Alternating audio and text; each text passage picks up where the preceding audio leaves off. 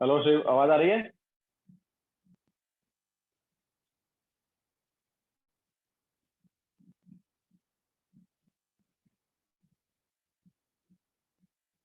Okay.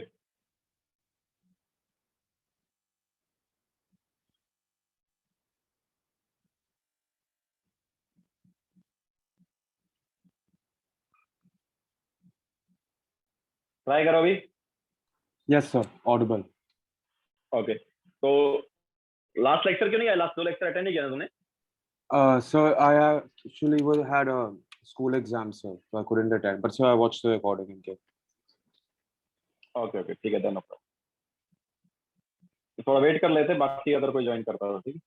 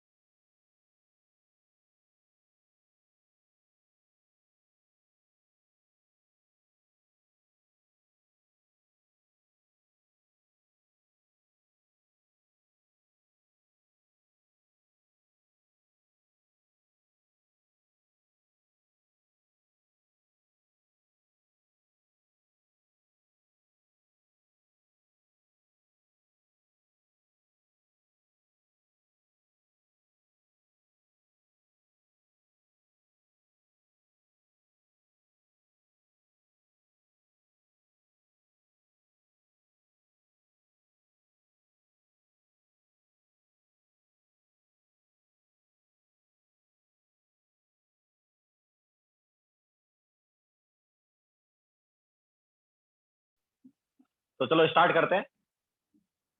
तो last lecture में हमने इंडिकेटर वाला पार्ट स्टार्ट किया था। अब हम देखते हैं यार कौन से टाइट्रेशन में कौन सा इंडिकेटर यूज करेंगे। Okay, so next will take acid base titration.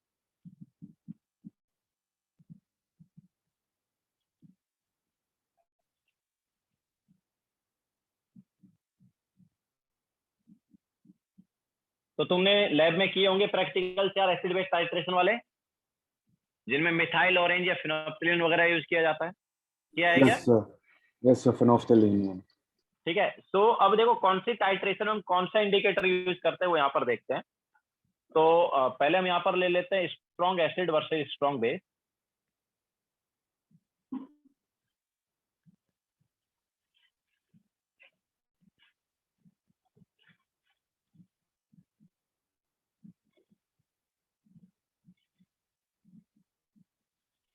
ठीक है, एग्जांपल हो गया HCl वर्सेज NaOH।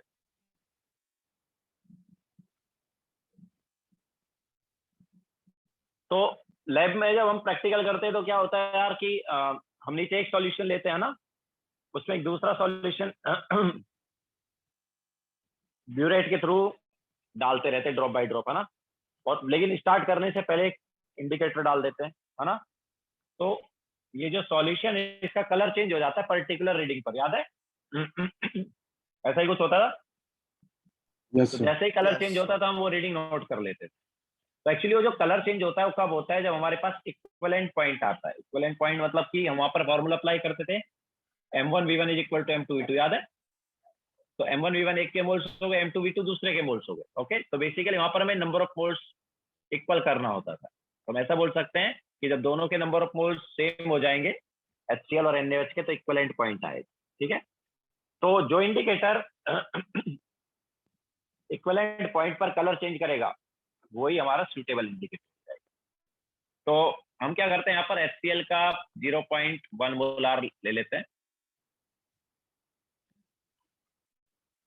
NaOH भी 0.1 मोलार है। इसके अलावा HCl हम यहाँ पर फिक्स कर देते हैं यार 40 ml, और NaOH drop by drop add करेंगे। इसके अलावा 1 ड्रॉप को हम अप्रोक्सीमेटली क्या ले लेते हैं, यहाँ पर 1 ड्रॉप अप्रोक्सीमेटली ले लेते हैं 0.1 ml।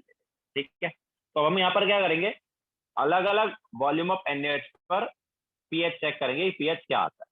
ओके, तो वॉल्यूम ऑफ NaOH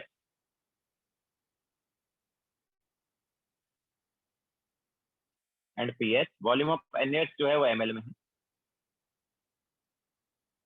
तो पहले 0 ml पर देख लेते हैं, उसके बाद 10 ml पर देख लेंगे 10 ml पर कितना आता है। इसी टाइप से अलग अलग वॉल्यूम पर हम NaOH ऐड करेंगे, मतलब अलग अलग वॉल्यूम ऑफ NaOH ऐड करेंगे और देखेंगे पीएच क्या है। ठीक है, उस पीएच के अकॉर्डिंग हम फिर बाद में बताएंगे कि कौन सा इंडिकेटर सूटेबल होगा। ओके, तो 0 ले लिया, 10 ले लिया, उसके बाद एक 20 ले लेते हैं, एक 30 ml ले लेते हैं। अब देखो इक्विवेलेंट पॉइंट आएगा 40 ml पर, क्यों? क्योंकि 40 ml पर हमारे पास दोनों के मोल सेम होंगे। तो वहां पर हम थोड़ा ड्रॉप बाय ड्रॉप देखते हैं कि यार अगर हम इक्विवेलेंट पॉइंट से एक ड्रॉप कम डाले तो पीएच क्या है, और एक ड्रॉप ज्यादा डाले तो पीएच क्या है। तो हम एक तो 39 ml का ले लेते हैं, फिर उसके बाद 39.9 ml, मतलब इक्विवेलेंट पॉइंट से एक ड्रॉप कम, हम एक ड्रॉप का 0.1 ml मान रहे हैं। फिर इसके बाद 40 ml का एक ले लिया, ये इक्विवेलेंट पॉइंट हो जाएगा 40 ml पर। ओके, यहाँ पर क्या है, इक्विवेलेंट पॉइंट। ओके, इधर इक्विवेलेंट पॉइंट है, इक्विवेलेंट पॉइंट हो गया। देन इक्विवेलेंट पॉइंट से एक ड्रॉप ज्यादा ऐड करेंगे, मतलब 40.1। फिर इसके बाद एक 41 ml का ले लेंगे, एक 50 ml का। तो ये अलग अलग वॉल्यूम ऑफ NaOH पर हम यहाँ पर अब पीएच निकाल के देखते हैं कि पीएच क्या है। ओके, तो सबसे पहले हम 0 ml ऑफ NaOH की बात करते हैं। तो यार जब 0 ml ऑफ NaOH है तो क्या होगा,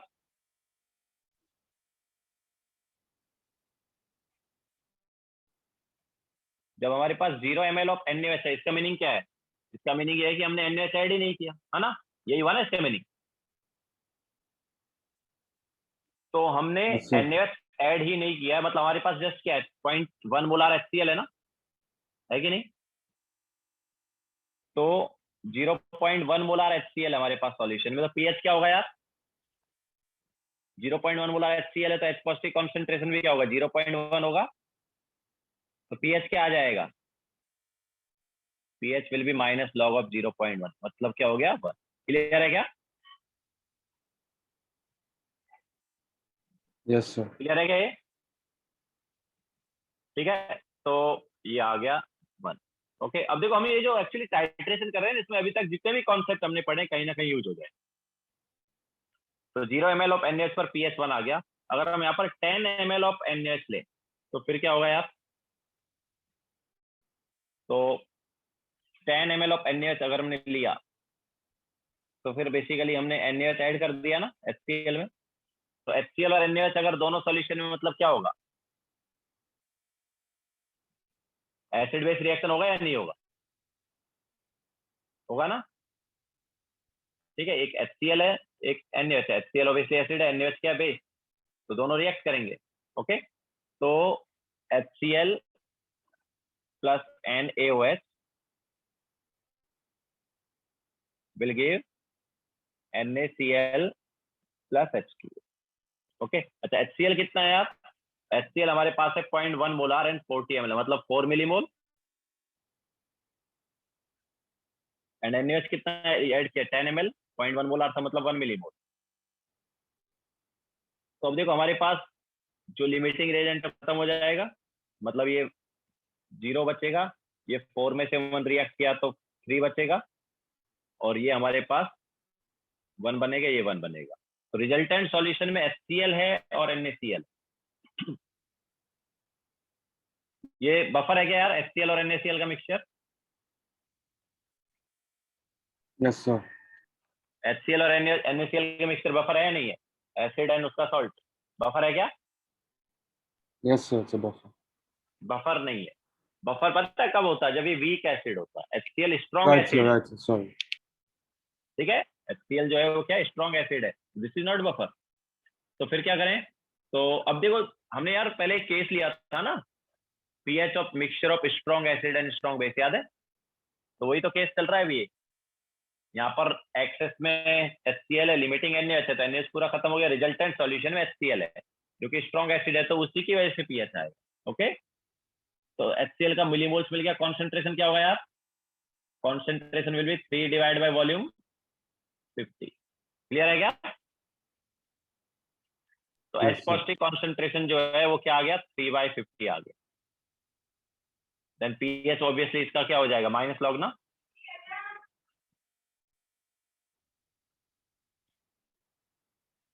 क्लियर है? तो पीएच यहाँ पर हो जाएगा माइनस लॉग 3/50।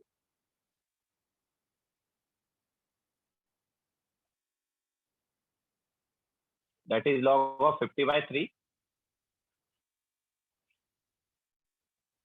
मतलब लॉग 50 माइनस लॉग 3। लॉग 50 कितना होगा? 1.7 माइनस लॉग 3 मतलब 0.48, तो ये 1.22 हो जाएगा। क्लियर है क्या? Yes, sir. ठीक है, ये लिख लो फिर आगे चलते हैं।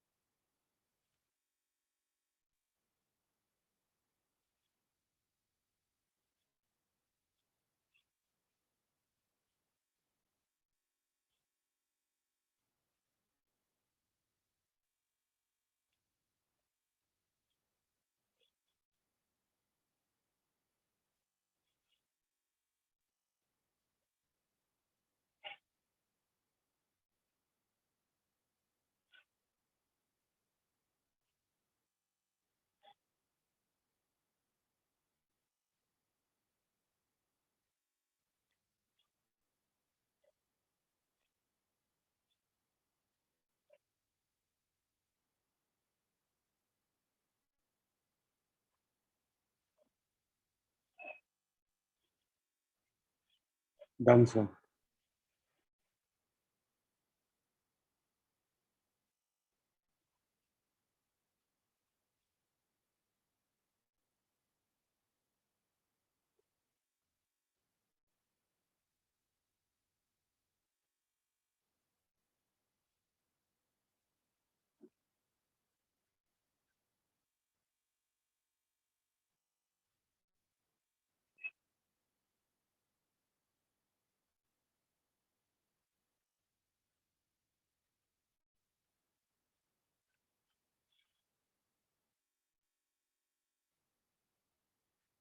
Done, sir.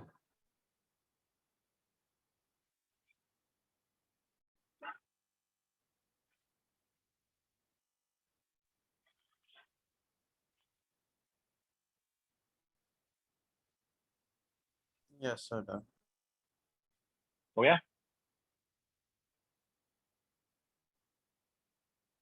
तो Yes, sir. अब देखो, जब तक NaOH लिमिटिंग होगा ना, सेम यही चीज होती रहेगी, है कि नहीं?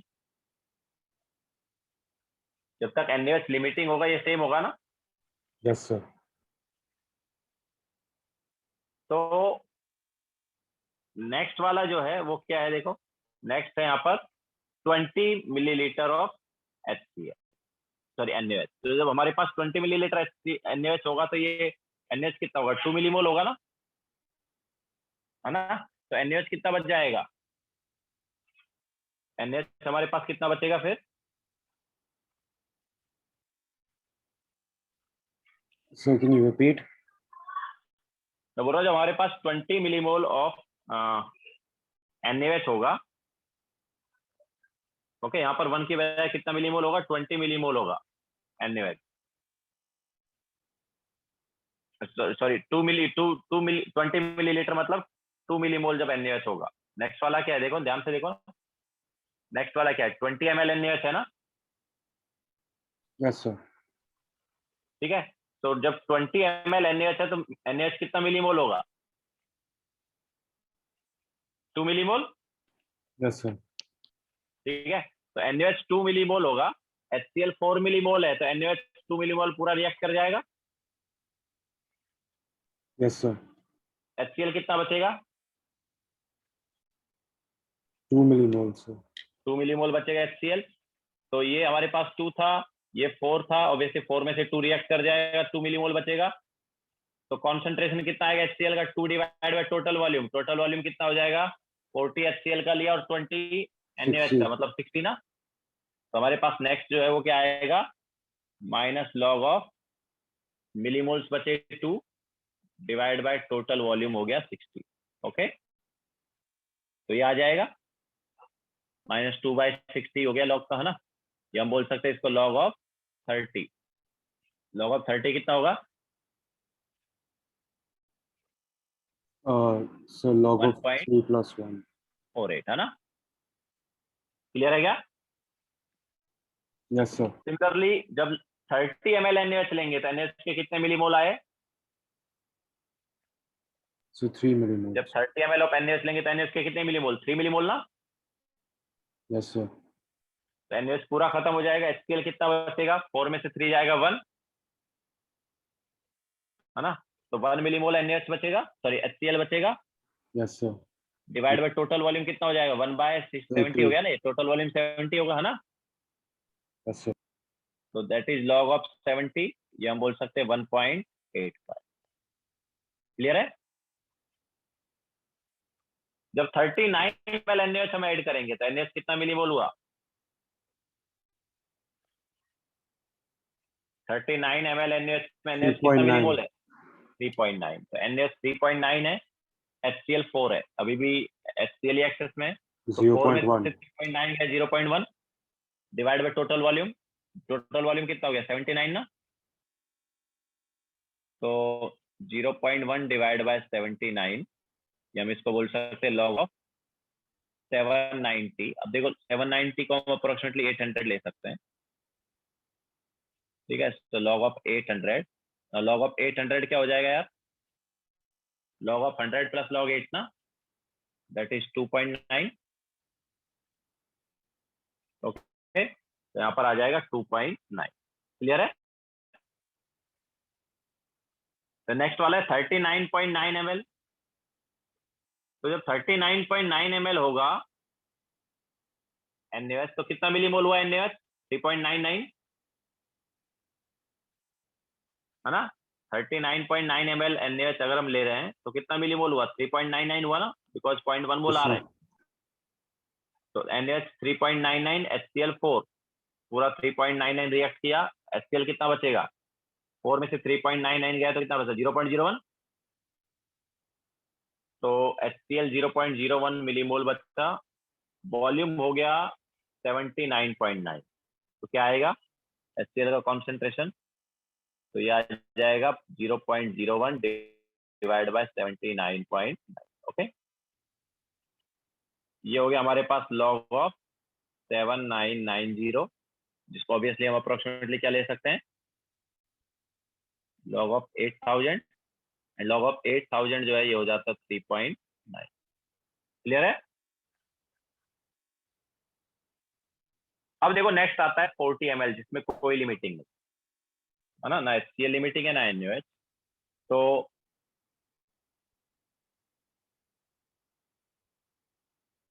$40 ml of NaOH,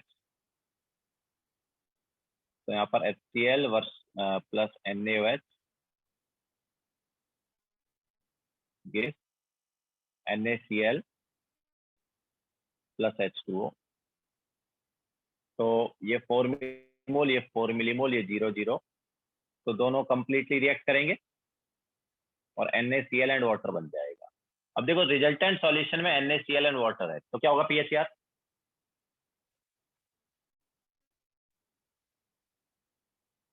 resultant 7. Solution देखो, हाँ, तो जब हमारे पास रिजल्टेंट सॉल्यूशन में जब सॉल्ट एंड वाटर होता है तो हमें हाइड्रोलिसिस चेक करना होता है, तो यहाँ पर NaCl में हाइड्रोलिसिस नहीं होता है ना, Yes, so strong salt acid of strong strong base के acid, सॉल्ट का salt हाइड्रोलिसिस base. नहीं होता ना। हाँ, तो नो हाइड्रोलिसिस मतलब पीएच क्या बोल सकते हैं, क्या होगा 7। क्लियर है? तो Yes, sir. पीएच यहाँ पर 7 हो जाएगा। नाउ नेक्स्ट है 40.1 ml।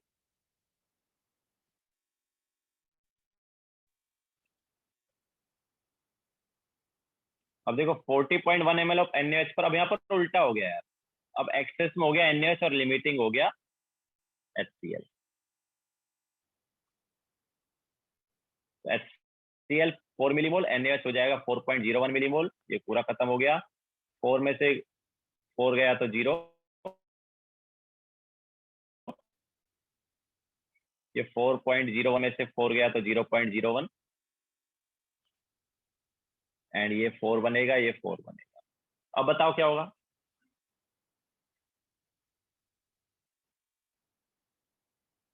अब क्या, NaOH और NaCl का मिक्सचर है, बफर है क्या? No, sir. NaOH और NaCl का मिक्सचर बफर है क्या? No, sir. Weak acid sorry strong base और उसका सॉल्ट है, तो बफर नहीं है ना। बेसिक बफर के लिए वीक बेस और उसका सॉल्ट होना चाहिए। ओके, Yes, तो यहाँ sir. पर बफर नहीं आएगा तो फिर क्या करें, तो इसको स्ट्रॉन्ग बेस की वजह से पीएच निकालेंगे। ठीक है, NaOH जो है वो क्या स्ट्रॉन्ग बेस है, तो उसकी वजह से पीएच आएगा। तो सबसे पहले तो कॉन्सेंट्रेशन देखते हैं क्या है, 0.01 डिवाइड बाय टोटल वॉल्यूम हो गया 80.1, तो ये हमारे पास कॉन्सेंट्रेशन होगा। सेम कॉन्सेंट्रेशन ऑब्वियसली आ जाएगा OH नेगेटिव का भी अभी, तो OH negative concentration is 0.01 divide by 80.1, तो यहाँ से POH निकाल लेंगे एंड देन POH से पीएच आ जाएगा। तो POH क्या होगा, it is minus log of 0.01 divide by 80.1, ये POH हो जाएगा एंड देन 14 माइनस करके पीएच आ जाएगा, है ना। PH will be 14 minus POH, तो क्या आएगा यार, 14 माइनस POH करेंगे तो 14 minus POH minus minus plus हो गया, तो लॉग ऑफ 0. क्या था 0.01 divide by 80.1,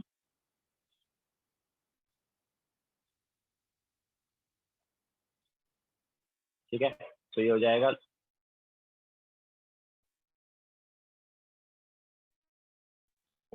minus log of, ले सकते हैं उसको, तो ये हो जाएगा 14 minus log 8000 approximately, that is 14 minus 3.9, या हम बोल सकते हैं 10.1।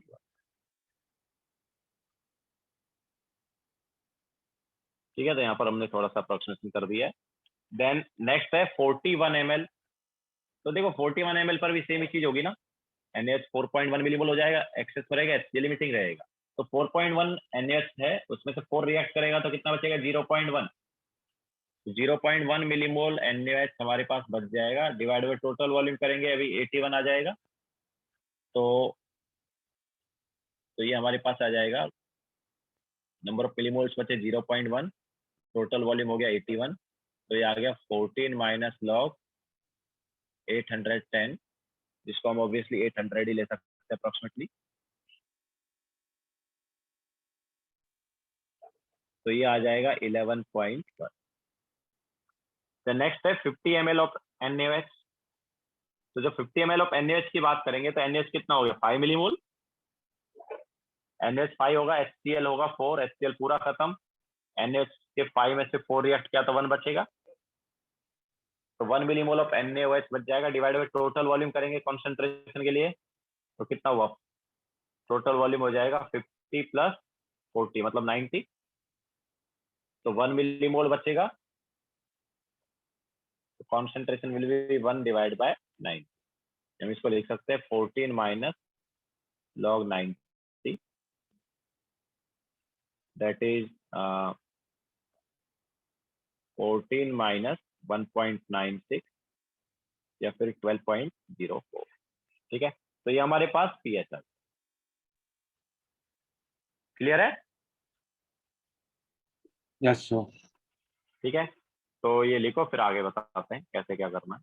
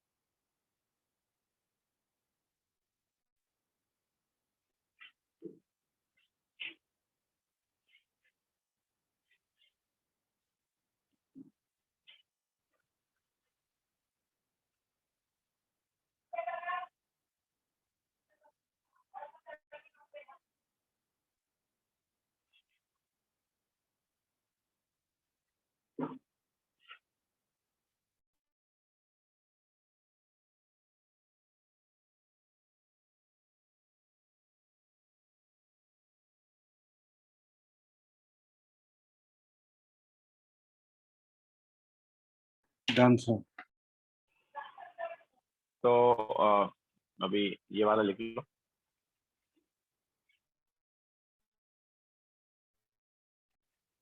So can you go to the slide with A and B, sir? I didn't get to copy that. This one, Yes, sir.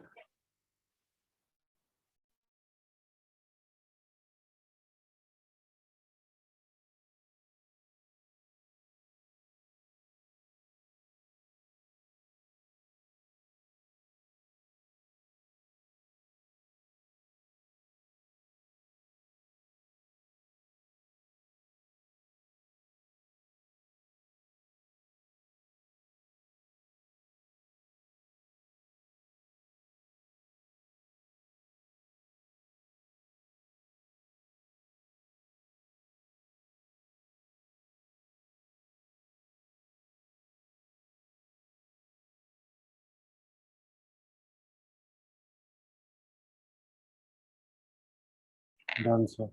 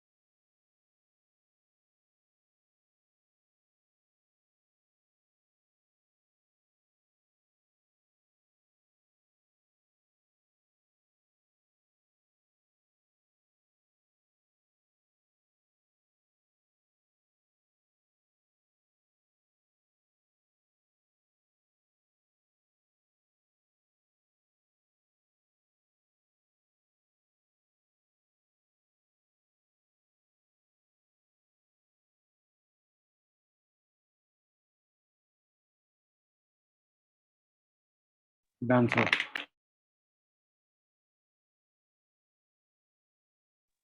तो अब देखो हम यहाँ पर देखेंगे यार कौन सा इंडिकेटर हमें यूज करना चाहिए।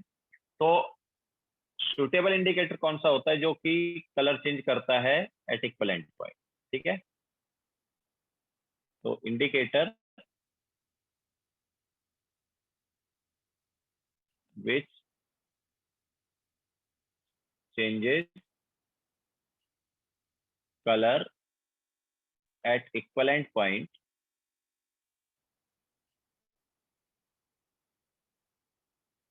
is suitable indicator।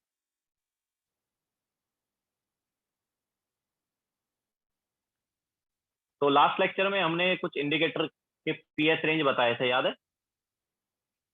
Methyl orange का Yes, sir. 8 to 10 था और फिनोप्सिलिन का 8 to 10 था और मिथाइल ऑरेंज का 3.1 से 4.4 था।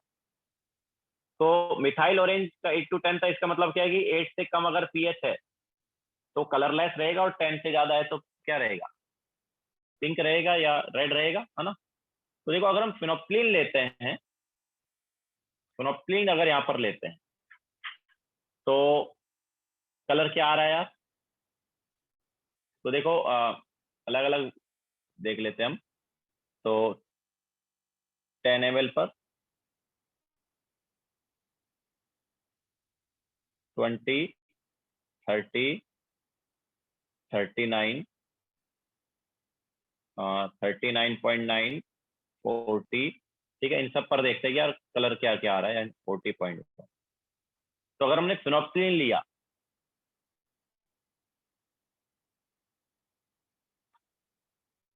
फिनोप्सिलिन को हम PHH लिख देते हैं, ठीक है।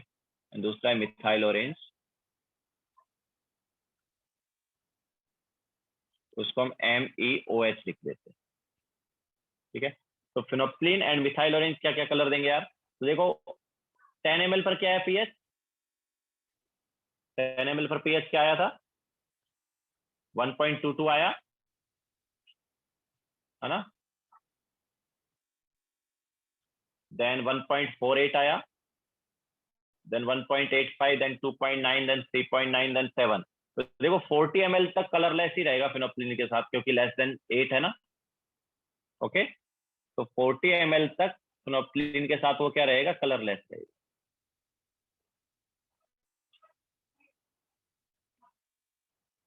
लेकिन 40.1 ml पर देखो पीएच क्या हो गया है, 40.1 ml पर पीएच क्या हो गया, 10.1 हुआ ना। Yes, sir. 40.1 ml पर 10.1 हुआ, मतलब ग्रेटर देन 10 हो गया। तो 8 से कम पर कलरलेस, 10 से ज्यादा पर पिंक या रेड। तो यहाँ पर 40.1 पर क्या आएगा, रेड आएगा विद फिनोप्सिलिन। क्लियर है क्या। अच्छा, मिथाइल ऑरेंज के साथ देखो क्या है, मिथाइल ऑरेंज का क्या था, 3.1 से 4.4, 3.1 से 4.4। तो देखो 4.4 को क्रॉस कब कर रहा है, यहाँ पर देखो इधर ही कर रहा है ही नहीं कर रहा। 4.4 को क्रॉस कब किया, 40 ml पे क्रॉस किया ना, है ना। अब क्रॉस किया 40 ml पर ही क्रॉस किया ना। Yes, sir.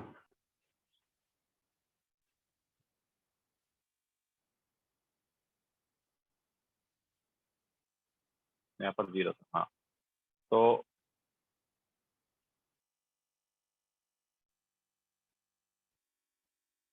हाँ 40 ml पर हमारे पास 7 है, उससे पहले देखो 20 ml पर 1.48, 30 पर 1.85, 39 पर 2.9, 39.9 पर 3.9, देन 40, है ना। तो 3.1 से 4.4 है, तो 4.4 को देखो यहाँ पर, ये 4.4 से कम है, लेकिन ये 7 जो है 4.4 से ज्यादा है। तो यहाँ पर क्या हो जाएगा, कलर चेंज हो जाएगा। ओके, तो अगर हम बात करेंगे मिथाइल ऑरेंज की, तो हमारे पास क्या आएगा, पहले कलर कैसा रहेगा बताओ, 3.1 से कम पे कलर कैसा होता था, रेड था क्या। Yes, sir. ठीक है, तो पहले कलर जो है वो क्या रहेगा, रेड रहेगा। लेकिन 40 ml पर हो गया हमारे पास PH7 जो कि 4.4 से ज्यादा है। ओके, बाकी 3.1 से 4.4 रेंज है, तो 4.4 से ज्यादा पे एक कलर, 3.1 से कम पे एक कलर, है ना। तो यहाँ से हम देख सकते हैं कि हमारे पास येलो कलर आ जाएगा 40 ml, ठीक है। तो अगर हम फिनोप्सिलिन इंडिकेटर यूज करते हैं तो कौन सी रीडिंग नोट करेंगे यार, 40.1 ml की रीडिंग नोट करेंगे, ओके। और अगर मिथाइल ऑरेंज यूज करते हैं तो 40 ml वाली रीडिंग नोट करेंगे। तो वैसे तो हम ध्यान से देखें तो यार फिनोप्सिलिन की वजह से एक ड्रॉप का एरर आ जाएगा, मतलब एक ड्रॉप ज्यादा गिरेगी तब वो वाली रीडिंग नोट कर रहे हैं। हमें एक्चुअली रीडिंग कौन सी लेनी है, 40 ml वाली लेनी चाहिए, बट फिनोप्सिलिन के साथ एक ड्रॉप एक्स्ट्रा आ जाएगी, बट एक ड्रॉप की एरर को हम नेग्लेक्ट कर सकते हैं, ठीक है। और मिथाइल ऑरेंज के साथ तो परफेक्ट आ ही रहा है। तो इस टाइट्रेशन में दोनों इंडिकेटर यूज किए जा सकते हैं, मिथाइल ऑरेंज भी और फिनोप्सिलिन भी। क्लियर है क्या, क्योंकि दोनों एक तरह से इक्विवेलेंट पॉइंट पर क्या कर रहे हैं, कलर चेंज कर रहे हैं। क्लियर है, Yes, sir. ठीक है। So both methyl orange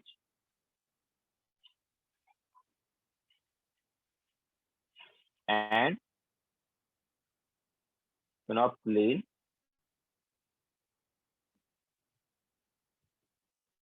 can be used in this titration, ठीक है। इसके अलावा देखो ग्राफ की अगर हम बात करें, अगर ग्राफ बनाया जाता है pH versus volume of NH के बीच में,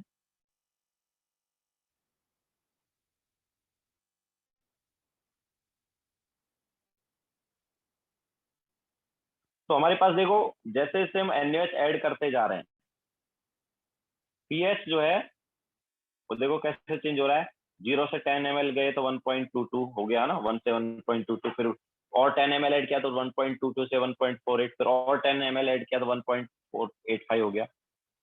लेकिन मतलब देखो 10 ml ऐड करने पर भी पीएच बहुत कम चेंज हो रहा है, लेकिन यहाँ पर देखो इक्वलेंट पॉइंट के पास में देखो यार 39.9 ml से 40 ml आया, जस्ट एक ड्रॉप ऐड की है, पीएच 3.9 से डायरेक्ट 7 हो गया, और फिर एक और ड्रॉप ऐड करेंगे तो डायरेक्ट 7 से 10.1। तो मतलब पहले तो पीएच बहुत धीरे धीरे बढ़ रहा है, लेकिन अराउंड इक्वलेंट पॉइंट पीएच एकदम से बहुत ज्यादा बढ़ेगा। हम बोल सकते हैं कि पीएच वैसे धीरे धीरे बढ़ रहा है, लेकिन इक्वलेंट पॉइंट पर बहुत बड़ा जंप आ जाएगा, ओके। तो ये कब है, इक्वलेंट पॉइंट पर, okay. This is at equivalent point. Clear है क्या। Yes, sir. तो ये हमारे पास टाइट्रेशन वाला ग्राफ आ जाएगा, strong acid versus strong base वाला, ठीक है। तो लिख लो ये, फिर नेक्स्ट वाली टाइट्रेशन पे चलेंगे।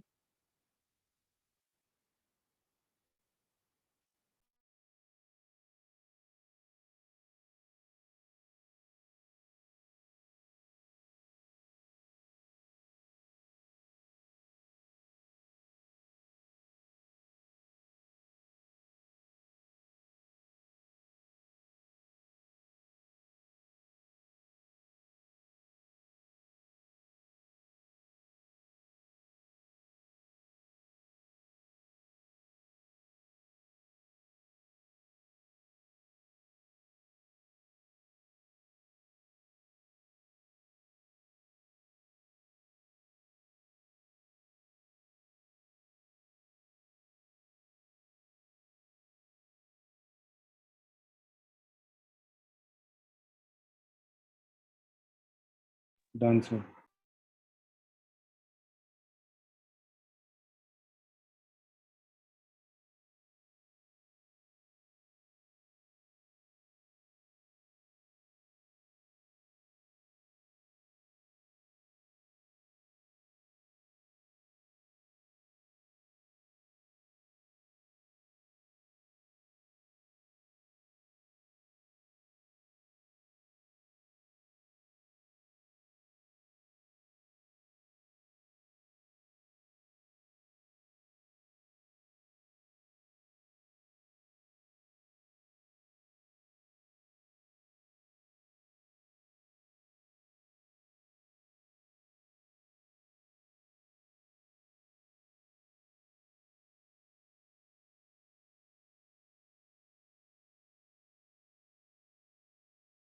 Done, sir.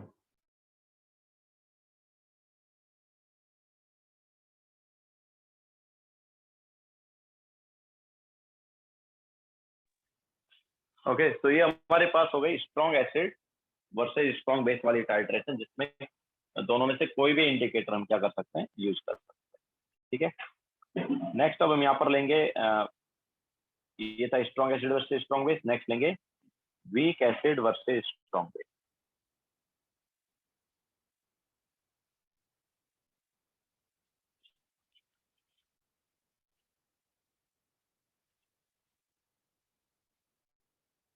एग्जाम्पल हो गया CH3COOH versus NaOH। Same 0.1 molar acetic acid ले लिया, 40 ml, NaOH 0.1 मोलार है, एंड पी के वैसे पता ही होगा, और CH3COH बताया था हमने, याद रखने को भी बोला था, इट इज 4.74। तो क्या करना है, लास्ट टाइम की तरह अलग अलग वॉल्यूम ऑफ NaOH पर पीएच निकालना है। ओके, तो वॉल्यूम ऑफ NaOH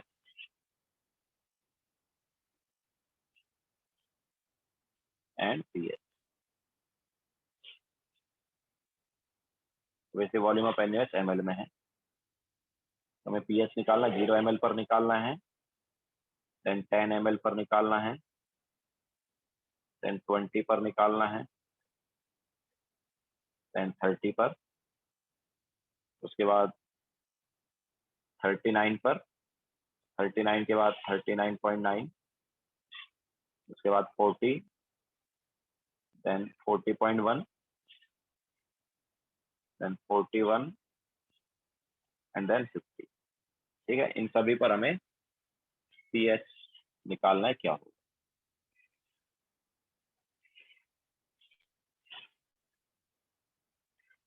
सॉल्व करो, ये खुद से ट्राई करो, हम बाद में कराते हैं।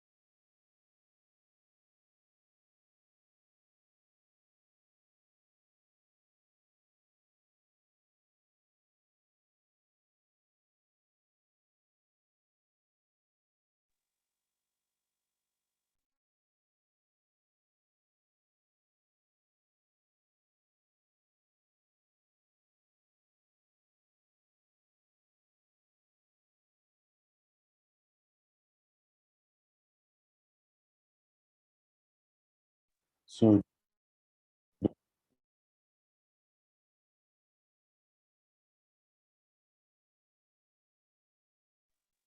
यस बोलो। yes, sir. Yes, sir.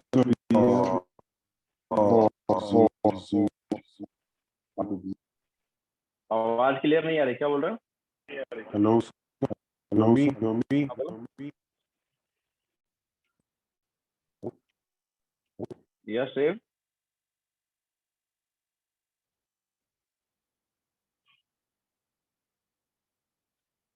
Hello.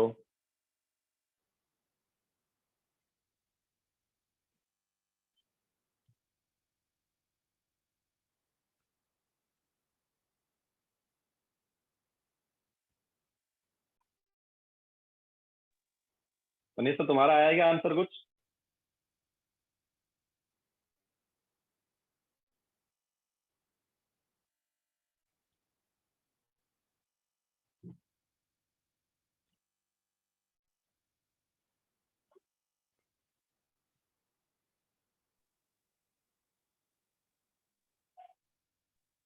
Hello. Hello, sir. Sorry, sir. I got disconnected, sir. I was changed. या बोलो।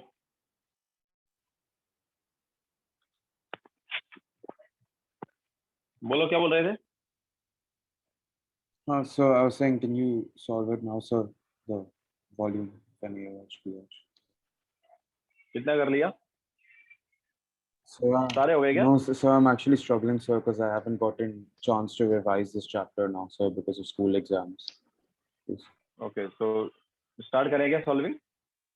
yes, sir. और you are trying? Sir, I've tried, sir. I'll see what you're doing, sir, and then I'll practice, sir. Shall we start? Yes, sir.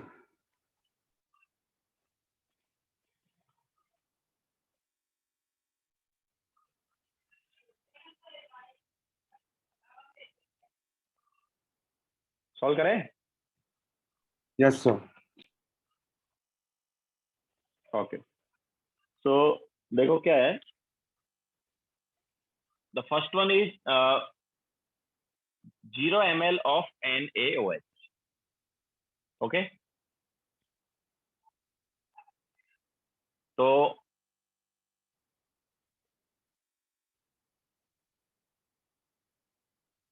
0 ml of NaOH में हमारे पास क्या है यार? We have only just 0.1 molar CH3COH because NaOH add ही नहीं किया। तो ये क्या है यार? CH3COH क्या है? इट इज वीक एसिड, है ना? तो what is pH of weak acid? हमने ये देखो फॉर्मूला बताया, it is half of pK minus half log C। याद आया?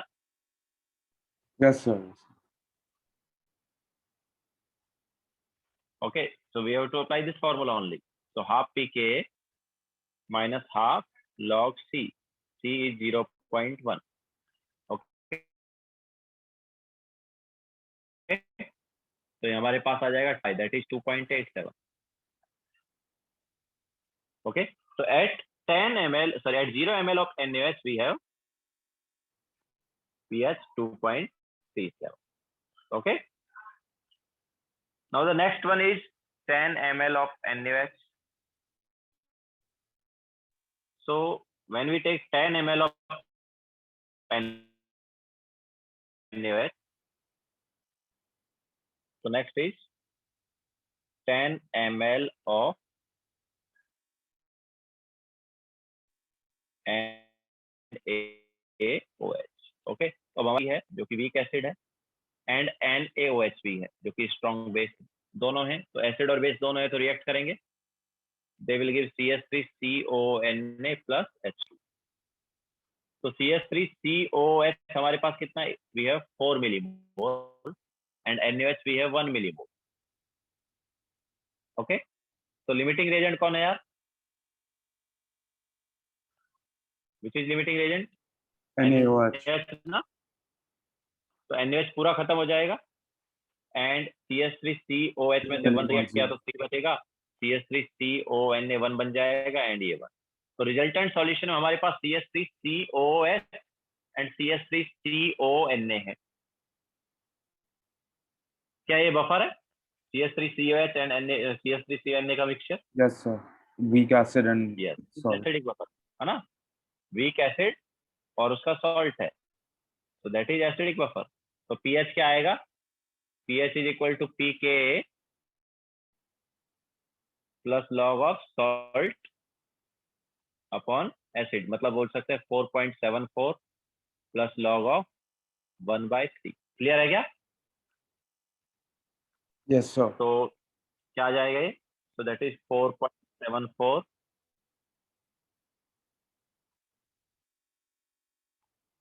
Plus log of 1/3, that is 4.74 minus log 3, log 3 होता है 0.48, तो 4.74 माइनस 4.26 आई थिंक, ठीक है। तो पीएच क्या हो गया, 4.26 हो गया। नाउ ये देखो, जब तक NaOH लिमिटिंग होगा हमारे पास रिजल्टेंट सॉल्यूशन में CH3COOH एंड CH3CONA ही आएगा। ओके, तो CH3COH and CH3CONA is acidic buffer, है ना, तो हमारे पास यही फॉर्मूला अच्छा। लगेगा। तो नेक्स्ट वाले में क्या होगा, जब हम 20 ml लेंगे, तो जब हम 20 ml NaOH लेंगे तो 2 मिलीमोल ऑफ NaOH आएगा, है ना, तो 2 मिलीमोल ऑफ NaOH पूरा खत्म हो जाएगा। CH3COH जो है 4 में से 2 जाएगा तो 2 बचेगा, और CH3CONA 2 बन जाएगा ना, तो सॉल्ट और एसिड दोनों 2 रहेंगे। तो यहाँ पर आएगा 4.74 plus log of 2/2, that is log 1, और log 1 होता है 0, तो यहाँ पर pH आ जाएगा 4.7। क्लियर है क्या? Yes, sir. ठीक है। नाउ जब हमारे पास 30 ml ऑफ NaOH होगा, तो NaOH will be 3 millimole. 3 millimole of NaOH में से पूरा 3 मिलीमोल रिएक्ट करेगा, बिकॉज वो लिमिटिंग है। CH3COH का 4 में से 3 रिएक्ट करेगा तो कितना बचेगा, 1 बचेगा, तो CH3COH 1 मिलीमोल बचेगा एंड CH3CONA 3 बन जाएगा ना। तो अभी सॉल्ट का 3 होगा एंड एसिड 1 बचेगा, तो 4.74 plus log of 3/1, that is 4.74 plus 0.48, ये हम बोल सकते हैं 5.2। क्लियर है क्या? Yes, sir. ठीक है। अब देखो, जब हमारे पास 39 ml होगा, तो 39 ml पर क्या होगा यार, 3.9 मिलीमोल होगा क्या?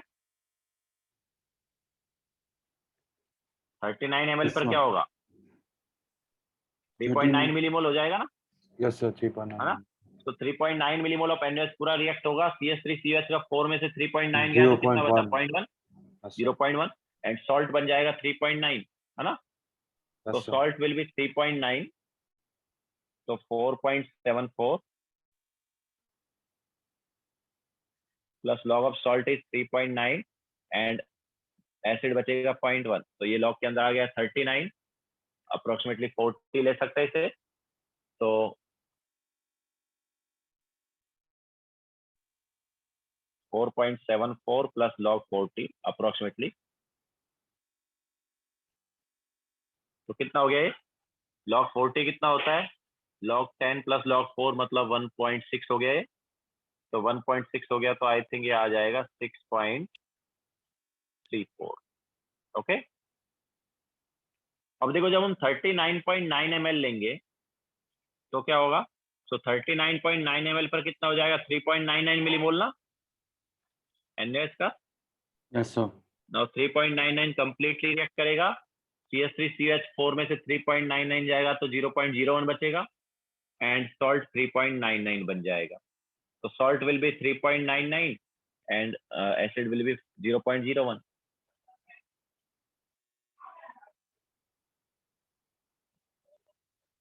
ऑब्वियसली लॉग के अंदर वाला पार्ट जो इसको हम क्या ले सकते हैं, 400 ले सकते हैं ऑलमोस्ट, ये 399 हो गया, है ना। So it can be taken as 4.74 plus log of 400।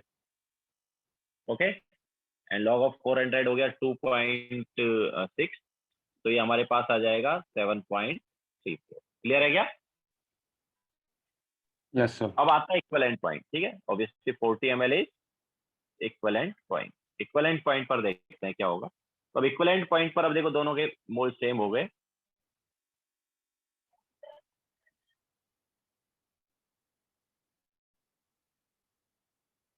तो दोनों रिएक्ट करेंगे, CH3COOH plus NaOH give CH3CONa plus H2O।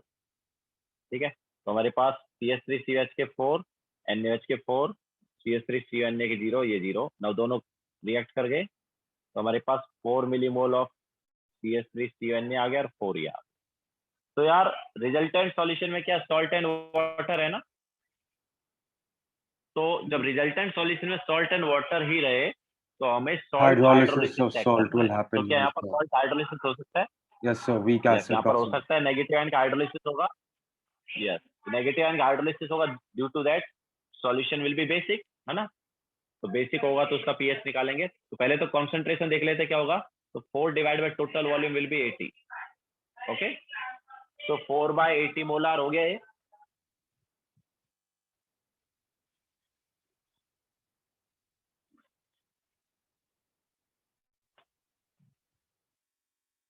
Four by 80 molar क्या आ गया, कॉन्सेंट्रेशन आ गया, है ना। एंड अब देखो पीएच क्या होगा। तो पीएच होता था हमारे पास ऐसे केस में क्या था यार, pH was greater than 7, that is 7 plus half pKa plus half log C, याद आया। तो Yes, sir. That is 7 plus half of 4.74 plus half log के अंदर क्या है यार, 4/80, है ना। तो that is 7 plus 2.37 minus half log 20, है ना।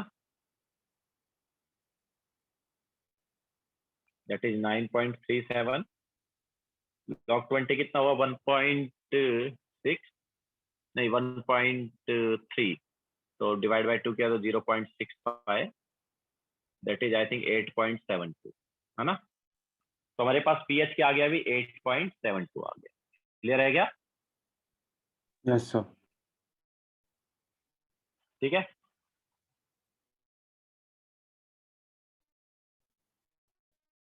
अब इसके बाद नेक्स्ट है 40.1।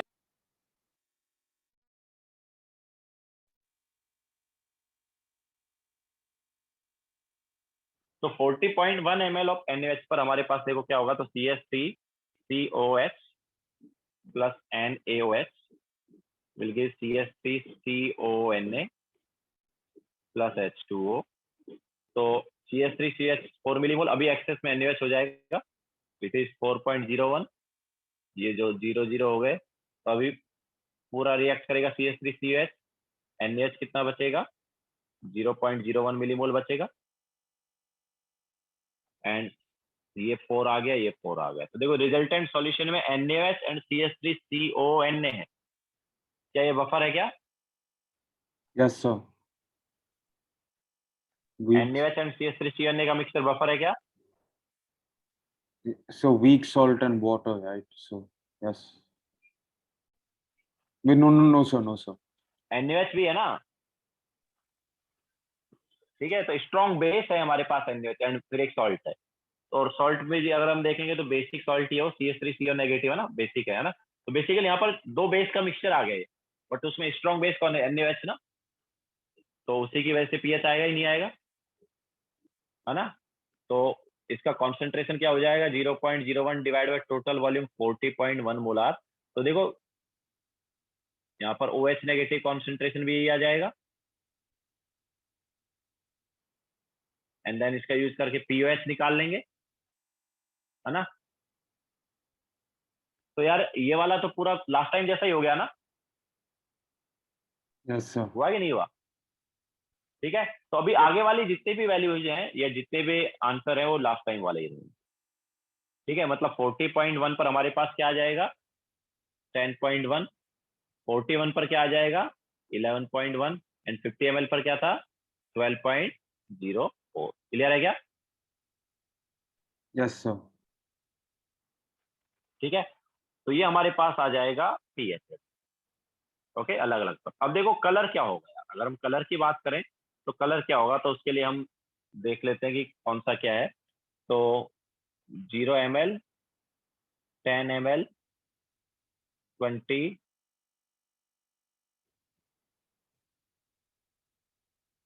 0, 10, 20, 30, 39, 39.9, 40, 40.1। ठीक है, तो यहाँ पर देखते हैं कलर क्या आएगा। मिथाइल ऑरेंज एंड फिनोप्सिलिन दोनों का देखते हैं। PHS is phenolphthalein and methyl orange is MEOH। तो अगर हम मिथाइल ऑरेंज यूज करें, पहले मिथाइल ऑरेंज का देख लेते हैं। तो मिथाइल ऑरेंज यूज करें तो यार वो 3.1 से 4.4 है ना, है ना। तो 3.1 से 4.44 है, तो देखो यहाँ पर क्या आएगा, 0 पर 2.37 है, मतलब रेड आएगा। 10 पर क्या 4.26, अभी भी रेड ही मान लो तुम। लेकिन 20 ml पर 4.74 हो गया यार। 20 ml पर ही 4.4 को क्रॉस कर गया ना। अगर हम methyl orange Yes, add sir. करते स्टार्टिंग में, तो उसका पीएच रेंज क्या होता था, 3.1 से 4.4, मतलब 3.1 से कम पीएच पर एक पर्टिकुलर कलर रेड और 4.4 से ज्यादा पर येलो। तो 20 ml जो है उस पर वो 4.4 को क्रॉस कर गया, तो वहीं पर येलो कलर आ जाएगा ना यार। 20 ml पर भी येलो होगा, 30 पर भी येलो होगा, है ना। तो अगर हम यहाँ पर मिथाइल ऑरेंज ऐड कर देते हैं, तो हम कौन सा रीडिंग नोट कर लेंगे, 20 ml वाला कर लेंगे, क्योंकि 20 ml पर वो कलर चेंज कर देगा। ठीक है, तो रेड है इधर, इधर भी रेड है, लेकिन बाद में क्या हो जाएगा, कलर येलो हो जाएगा। क्लियर है क्या। तो ऑब्वियसली मिथाइल ऑरेंज इस टाइट्रेशन में यूज नहीं कर सकते। क्लियर है कि नहीं है, क्योंकि कलर चेंज इक्विवेलेंट पॉइंट पर हो ही नहीं रहा, वो तो 20 ml पर ही हो जा रहा है। Okay, that's why methyl orange यहाँ पर यूज नहीं कर सकते। अच्छा, फिनोप्सिलिन का क्या था pH range, it was 8 to 10 ना। तो फिनोप्सिलिन का 8 to 10 है, मतलब 8 से कम में एक पर्टिकुलर कलर और 10 से ज्यादा में दूसरा, और 8 और अच्छा 8 से कम में क्या था, कलरलेस, 10 से ज्यादा में पिंक या रेड। ठीक है, तो देखो ये 8 से कम ही है ना। इधर भी देखो 39.9 तक 8 से कम है, 40 पर 8.72 हो गया, तो वो 8 और 10 के बीच में। अब 8 और 10 के बीच में तो यार दोनों कलर का मिक्सचर हो सकता है, तो यहाँ पर कलरलेस और पिंक का मिक्सचर तो पिंक ही आएगा, है ना। तो यहाँ पर हम बोल सकते हैं 40 ml से कलर चेंज हो जाएगा, उससे पहले कलरलेस रहेगा और 40 ml और उसके बाद में पिंक आएगा, है कि नहीं। तो यहाँ पर कलरलेस होगा एंड 40 ml पर पिंक या रेड आ जाएगा। ठीक है, तो कलर चेंज कब हो रहा है यार, इक्विवेलेंट पॉइंट पर ही हो रहा है ना, है कि नहीं। तो कौन सा इंडिकेटर सुटेबल इंडिकेटर हुआ बताओ यार, Sir, Phenolphthalein. फिनोप्सिलिन। क्लियर है क्या। Yes, sir.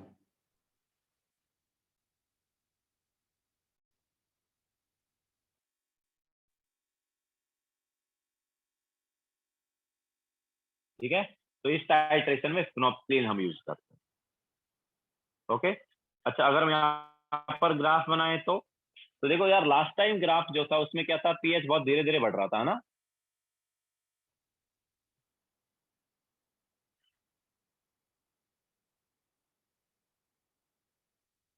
तो लास्ट टाइम पीएच बहुत धीरे धीरे बढ़ रहा था, देखो 1, Yes, 1.22, sir. Then 1.48 and equivalent point के अराउंड बहुत बड़ा जंप आया था, 3.9 से 7 एंड देन 10.1 हो गया था ना, बहुत बड़ा जंप था।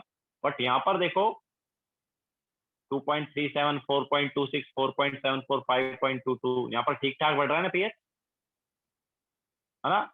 ऐसा नहीं कि इक्विवेलेंट पॉइंट पर ही जाकर बहुत बड़ा जंप आया, नहीं है ना ऐसा कुछ।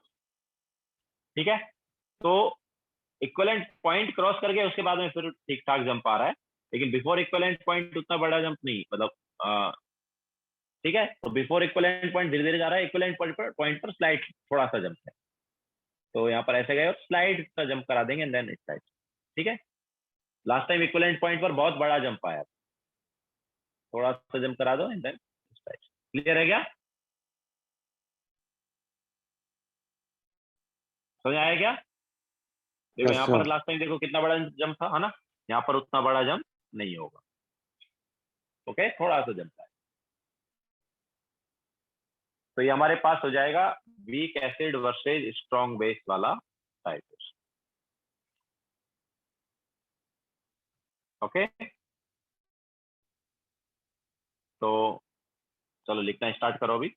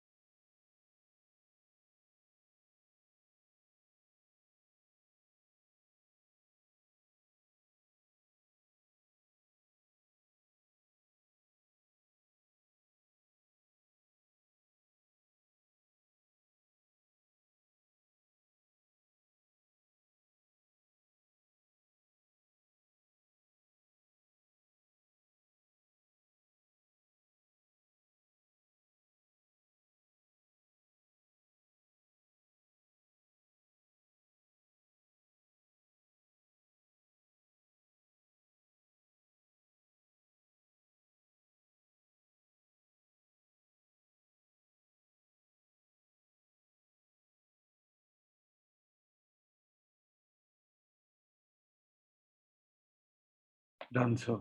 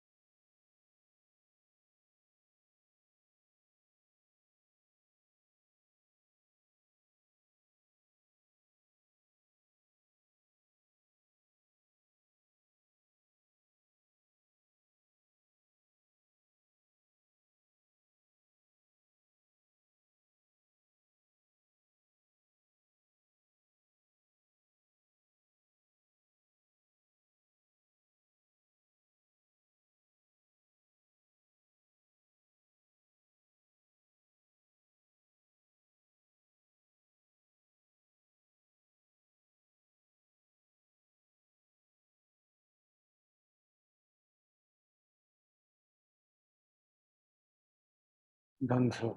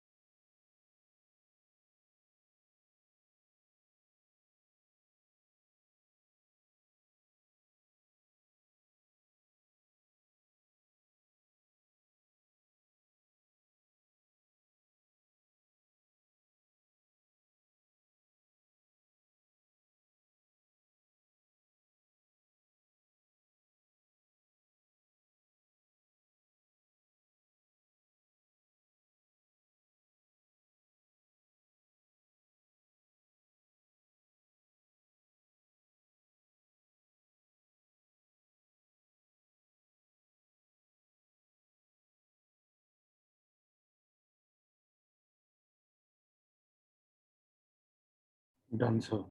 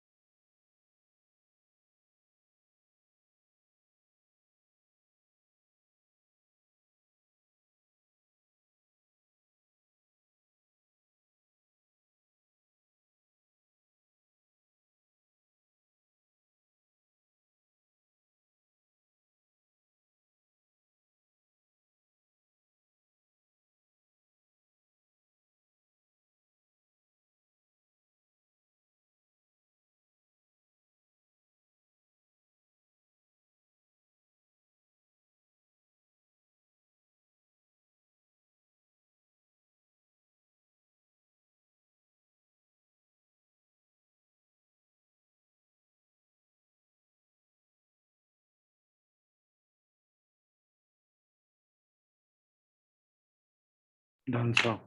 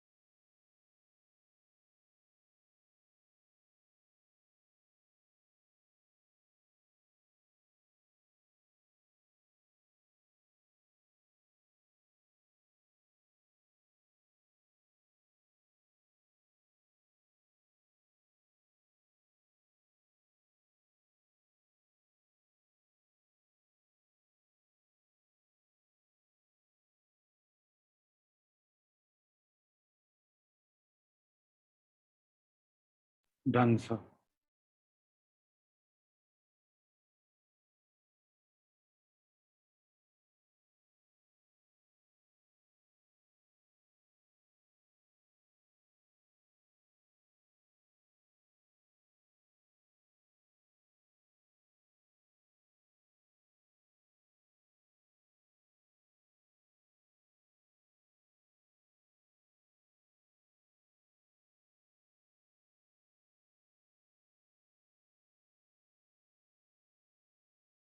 Done, sir.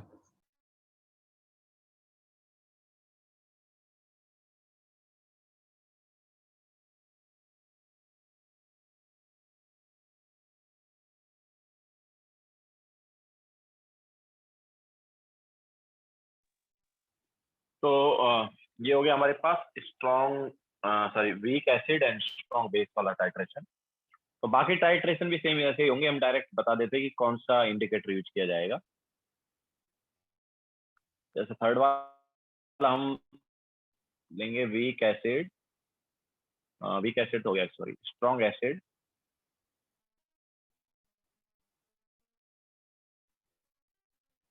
Versus weak base.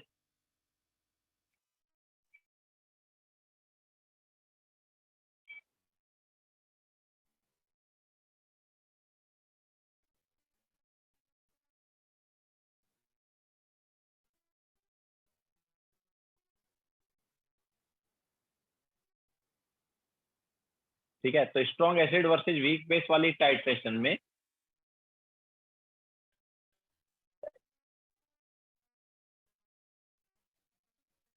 Lorraine similarly week, because जो जंप है बहुत छोटा आएगा weak acid versus weak base.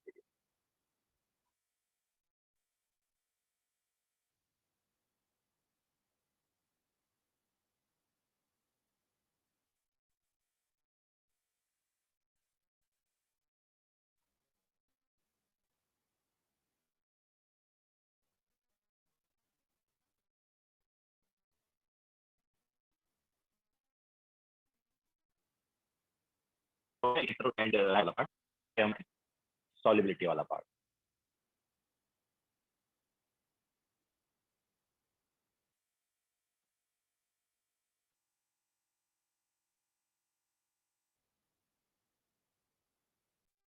So my internet lagged. So what was the last thing you said? I said की ये हमारे पास इंडिकेटर एंड टाइट्रेशन वाला पार्ट हो गया। Now we will start solubility part, solubility of partially soluble salt.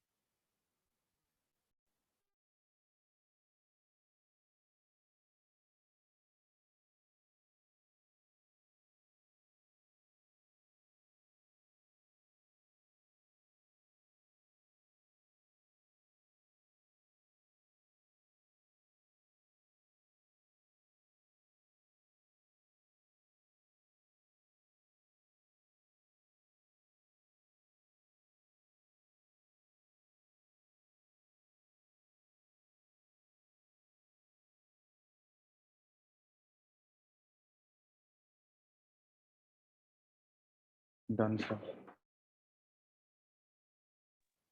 Okay, so देखो अभी तक हमने जितने भी सॉल्ट पढ़े थे वो सारे थे फुली सॉल्युबल सॉल्ट, या हम बोल सकते हैं स्ट्रॉन्ग इलेक्ट्रोलाइट वाली कैटेगरी में आते थे। वो सभी 100% आयनाइज होते। अब हम बात करते हैं partially soluble salt, sparingly soluble salt।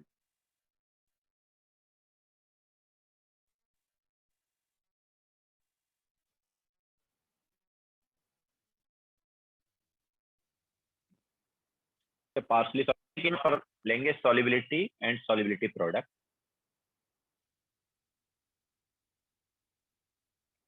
Solubility को एस से रिप्रेजेंट करते हैं एंड सॉल्युबिलिटी प्रोडक्ट को के एस से।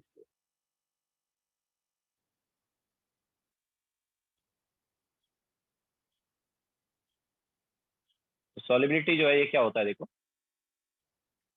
तो हम कितना अमाउंट किसी सब्सटेंस का वाटर में डिजोल्व करें जिससे कि 1 लीटर ऑफ सैचुरेटेड सॉल्यूशन मिल जाए, वही हमारे पास होती है सॉल्युबिलिटी। ओके, तो amount of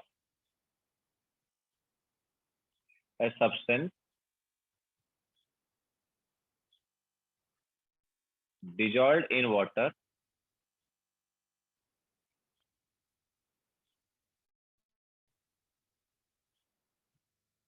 to form 1 liter of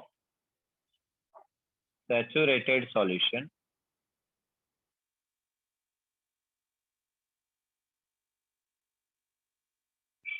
is called solubility। ठीक है, तो इसे हम क्या बोलेंगे, सॉल्युबिलिटी बोलेंगे। यूनिट जो है सॉल्युबिलिटी की फिर क्या हो सकती है, तो अमाउंट कितना डिजोल्व करें इन 1 लीटर, एंड दूसरा यूनिट आ सकता है यहाँ पर ग्राम पर। ठीक है, तो मेनली हम मोल पर लीटर की बात करते हैं। तो देखो दोनों सॉल्युबिलिटी में रिलेशन होगा, तो solubility in gram per litre is equal to solubility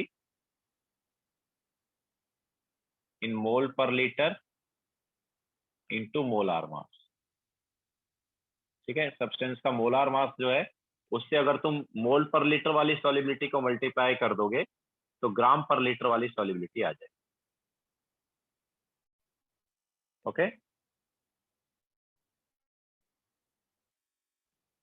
तो यहाँ इसको ऐसे भी देख सकते हैं यार कि 1 लीटर में कितना मोल डिजोल्व हो रहा था वो हमें अगर पता है, तो 1 लीटर में कितना मास डिजोल्व होगा ये कैसे पता करोगे, obviously multiply by molar mass करना है।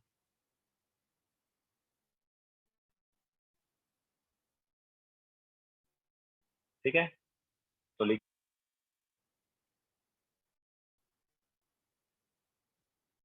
So in what chapter does normality come?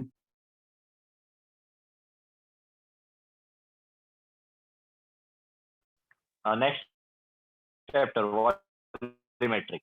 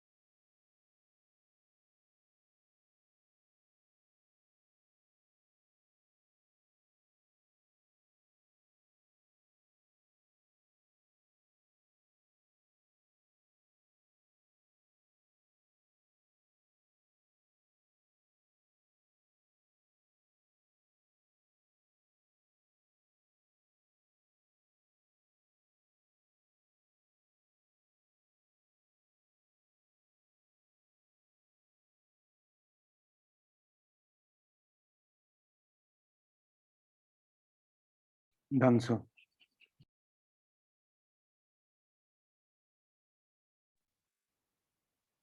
ठीक है, तो अब देखो, अब बात करते हैं सॉल्युबिलिटी प्रोडक्ट की। तो हमारे पास सॉल्युबिलिटी प्रोडक्ट एक तरह से इक्विलिब्रियम कांस्टेंट ही है। जैसे मान लो कोई सॉल्ट है हमारे पास AB, तो ये सॉल्ट जो है ये आयनाइज हुआ A पॉजिटिव में, A positive aqueous plus B negative. तो इसका जो इक्विलिब्रियम कांस्टेंट है उसको हम लिख सकते हैं A positive concentration into B negative concentration upon AB concentration. लेकिन देखो AB तो सॉलिड है ना, हमने पहले ही बताया कि यार सॉलिड वगैरह का कॉन्सेंट्रेशन तो कांस्टेंट होता है। तो K इक्विलिब्रियम इंटू AB, ये क्या आ गया, it is A positive concentration into B negative concentration. तो अब देखो इक्विलिब्रियम कांस्टेंट भी कांस्टेंट है और AB भी कांस्टेंट है, तो एक नया कांस्टेंट मिल जाएगा और वो नया कांस्टेंट जो है that is nothing but KSP। Okay, तो KSP का एक्सप्रेशन में हम यहाँ पर देख सकते हैं, हमें जस्ट किसको लिखना है, आयंस को लिखना। क्लियर है क्या? KSP है एक तरह से इक्विलिब्रियम कांस्टेंट ही, बट उसमें सॉलिड को नहीं लिखना, जस्ट आयंस की कॉन्सेंट्रेशन। ओके, जैसे मान लो हमारे पास कोई सॉल्ट है AXBY, तो AXBY सॉल्ट है वो कुछ इस टाइप से आयनाइज हो रहा है, वो AY पॉजिटिव आयन दे रहा है एंड दूसरा आयन यहाँ पर आ रहा है BX नेगेटिव। तो A के हमें कितने आयन मिलेंगे, A के X आयन मिलेंगे और B के Y आयन। ठीक है, तो इसका जो KSP है उसका एक्सप्रेशन क्या होगा यार, तो इसका KSP का एक्सप्रेशन हो जाएगा AY positive raise to stoichiometric coefficient, है ना, क्योंकि इक्विलिब्रियम कांस्टेंट जब हम लिखते हैं तो पावर में क्या आता है, स्टोइशियोमेट्रिक कोएफिशिएंट आता ही है ना, तो raise Yes, to sir. X। Similarly BX negative concentration raise to उसका स्टोइशियोमेट्रिक कोएफिशिएंट Y। क्लियर है? तो हमें जस्ट यहाँ पर एक्वस आयंस जो है उन्हीं को लेना है, सॉलिड को नहीं लेना। क्लियर है?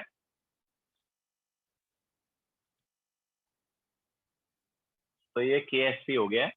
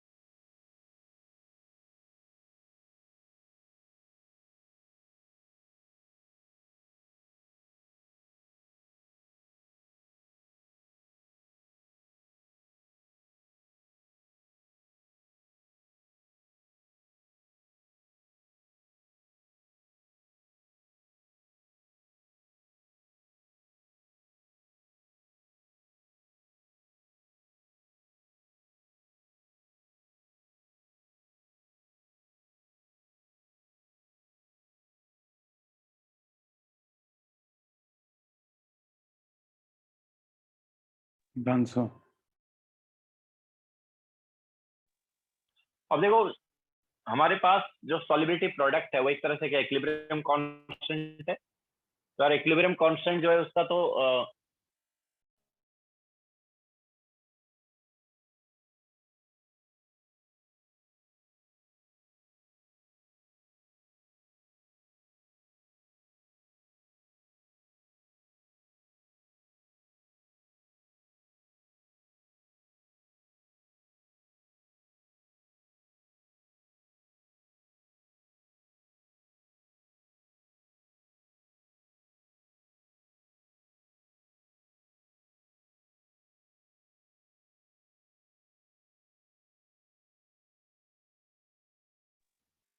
तो हम क्या बोल रहे थे कि सॉलिबिलिटी जो है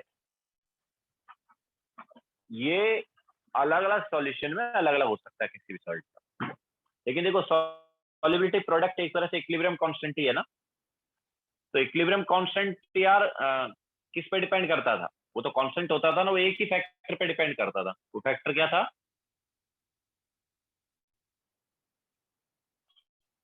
Yes, sir. इक्विलिब्रियम कांस्टेंट जो है एक ही फैक्टर पे डिपेंड करता था। कौन सा फैक्टर था वो? Temperature. टेम्परेचर। ठीक है। तो इक्विलिब्रियम कांस्टेंट जो है जो टेम्परेचर के साथ चेंज हो सकता है और किसी फैक्टर की वजह से चेंज नहीं होगा। तो ऑब्वियसली केएसपी भी एक तरह से इक्विलिब्रियम कांस्टेंट ही है। तो solubility of a salt जो है वो can be different but KSP will be constant. तो solubility of a salt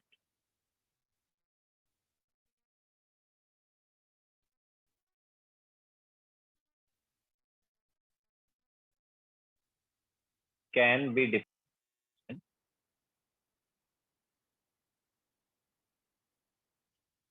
but KSP remains constant. It only depends upon temperature.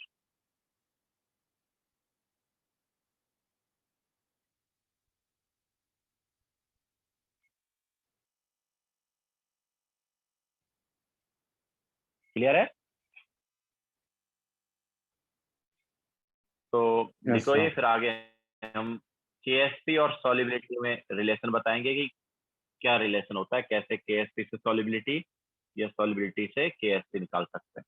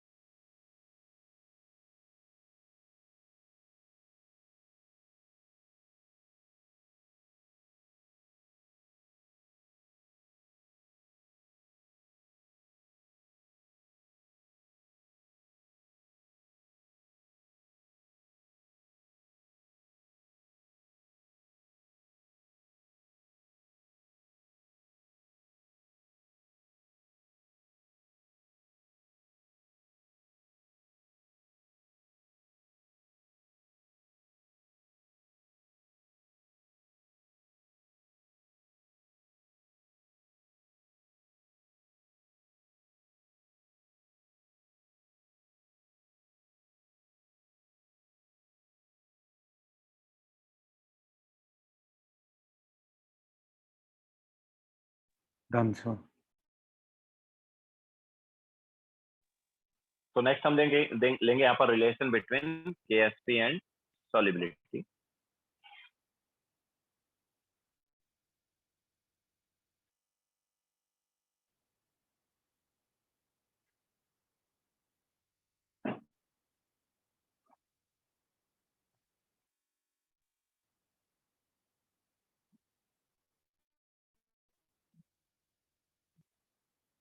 तो देखो जैसे हमारे पास मान लो सॉल्ट है AXBY जो भी हमने लिया था, वो हमें दे रहा है AY पॉजिटिव आयन,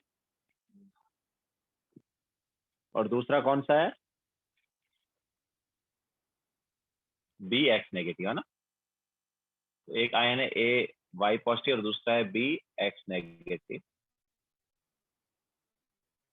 ए के कितने आयन आएंगे, ए के आएंगे एक्स आयन और बी के कितने आएंगे वाई आयन। तो अब देखो अगर इसका सॉल्युबिलिटी एस है तो ए कितना मिलेगा यार, देखो अगर इसका 1 मोल डिजोल्व होता है तो इसके एक्स मोल मिलते हैं कि नहीं मिलते यार, है ना, एक से एक्स मिलता है ना, 1 से एक्स मिलता है ना, ओके 1 मोल से एक्स मोल मिलता है। लेकिन मैं क्या बोल रहा हूँ, सॉल्युबिलिटी इज एस, मतलब एस मोल डिजोल्व हो रहे हैं, तो कितने मिलेंगे इसके, एक्स इंटू एस मिलेंगे, ठीक है। सिमिलरली इसके 1 से बी के कितने आयन मिलते हैं, बी के कितने आयन मिलते हैं, वाई आयन मिलते हैं ना, Yes, sir. तो 1 से वाई मिलते हैं, तो एस मोल अगर डिजोल्व हुए तो कितने मिलेंगे, y into S.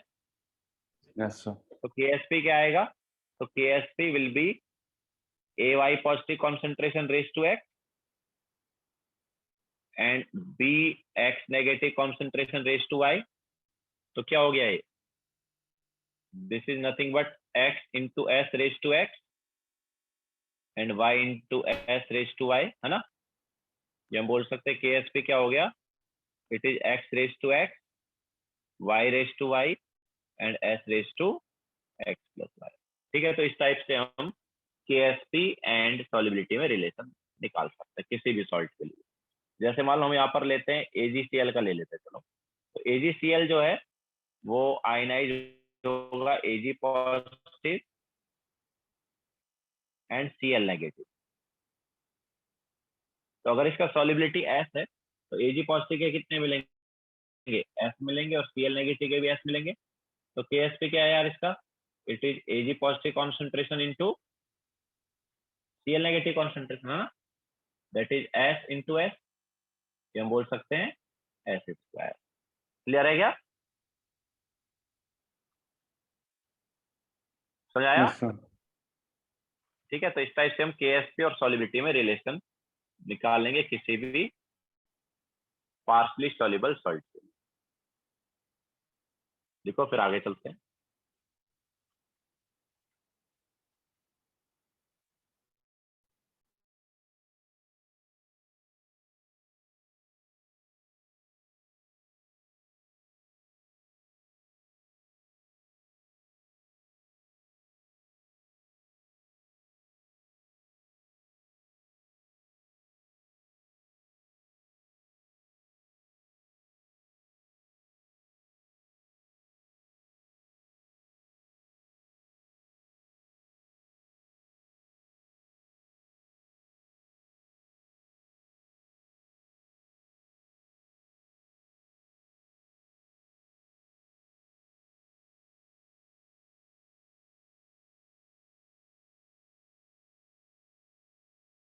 Done, sir.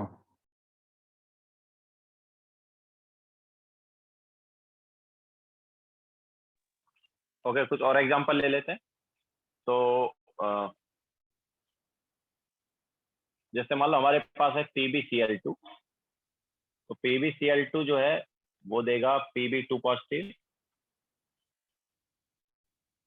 And 2Cl negative. तो अगर इसका सॉल्युबिलिटी S है तो ये S मिलेगा और Cl मिलेगा 2S, ठीक है। तो KSP will be Pb2 positive concentration into Cl negative concentration raise to 2, मतलब ये हो गया S into 2S raise to 2, that is nothing but 4S। Okay, similarly मान लो हम बात करते हैं HgCl2 की। तो HgCl2 कैसे आयनाइज होगा, it will give Hg2 positive plus 2Cl negative. तो KSP क्या आएगा इसका, KSP will be Hg2 positive concentration into Cl negative concentration का स्क्वायर, ठीक है। अब देखो सॉल्युबिलिटी क्या होगा, अगर सॉल्युबिलिटी S है तो ये S मिलेगा और ये 2S मिलेगा ना लास्ट टाइम की तरह। Yes, sir. तो क्या आ जाएगा, S इंटू 2S का square, 4s cubed. That is 4S। Okay, इसी टाइप से अगर हम यहाँ पर लेते हैं Hg2Cl2, तो Hg2Cl2 कैसे आयनाइज होगा यार, So 2Hg plus 2Cl2 minus. ठीक है। तो ऐसे आयनाइज हो गए, ऐसे ही होगा क्या? Yes, sir. देखो Hg के दो ऑक्सीडेशन स्टेट होते हैं, एक तो Hg+1 एक Hg+2। तो Hg+2 वाला तभी हमने देखा, ये Hg+1। लेकिन यार Hg+1 ऐसे नहीं एग्जिस्ट होता यार। ये जो Hg+1 जो है ना, ये कुछ इस टाइप से रहेगा, Hg2 2 पॉजिटिव ऐसे रहेगा। ओके, तो यहाँ Okay, पर एक sir. मिस्टेक कर देते जनरली हम। तो अब देखो, अगर इसका सॉलिबिलिटी ऐसा है तो Hg2 2 पॉजिटिव ऐसा आएगा और Cl नेगेटिव 2 ऐसा आएगा। तो Ksp will be Hg2 2 positive concentration into Cl negative concentration raise to 2। हम बोल सकते हैं S into 2s raise to 2 और 4s। क्लियर है क्या? Yes, sir. ठीक है, तो इस टाइप से हम अलग अलग सॉल्ट का Ksp और सॉलिबिलिटी का रिलेशन देख सकते हैं। Okay, Yes, sir. तो दैट्स इट फॉर टुडे। बाकी हम नेक्स्ट टाइम कराते हैं, नेक्स्ट लेक्चर में। होमवर्क नोट कर लो। तो फाउंडेशन बिल्डर ऑब्जेक्टिव में 101 से 103, आई थिंक 103 लास्ट टाइम करा दिया हमने वैसे। Yes, sir. We did 103. And foundation builder subjective में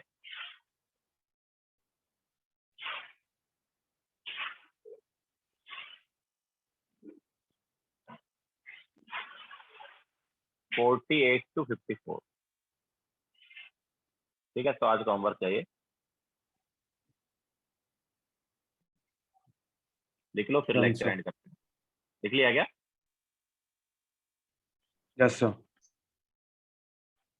ओके ठीक है, सो लेक्चर फिर एंड करते हैं यहीं पे। Bye, bye, sir. बाय।